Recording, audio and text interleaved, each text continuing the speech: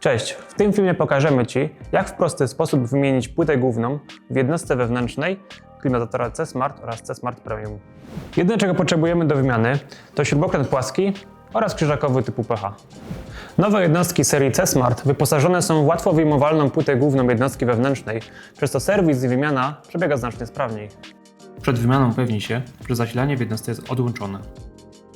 Na początek unosimy przedni panel obudowy. Odkręcamy śrubkę klapki z prawej strony i zdejmujemy ją. Na panelu odkręcamy śrubkę mocującą wyświetlacz oraz ostrożnie go demontujemy. Dla naszej wygody możemy całkowicie wyciągnąć panel przedniej jednostki. Teraz odkręcamy terminal od obudowy. Tym sposobem możemy wyjąć płytę główną ze środka jednostki, uprzednio uważając na przewody. Teraz wystarczy odpiąć wszystkie kable podłączone do płyty i możemy zacząć montaż nowej. Uwaga! Przed odpinaniem wszystkich przewodów należy odpiąć wszystkie plastikowe zabezpieczenia przy wtyczkach.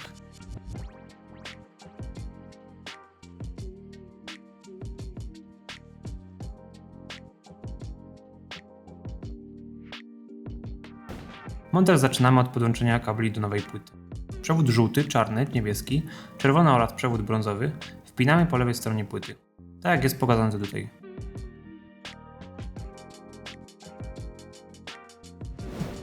Następnie podłączamy przewody od wyświetlacza, karty Wi-Fi oraz czujników temperatury.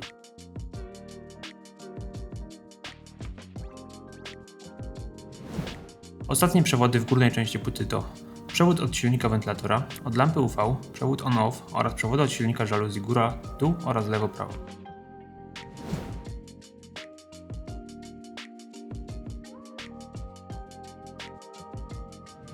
Po podpięciu poprawnie wszystkich przewodów do płyty wkładamy ją do gniazda w obudowie jednostki.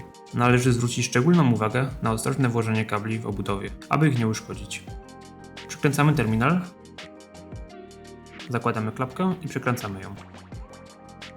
Montujemy przedni wyświetlacz oraz panel.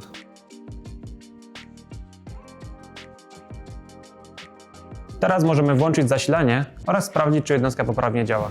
W ten sposób udało się wymienić płytę główną jednostki wewnętrznej klimatyzacji AUX C-Smart. Jeżeli jesteś zainteresowany poradnikami z montażu oraz serwisu urządzeń AUX, zaobserwuj nasz kanał.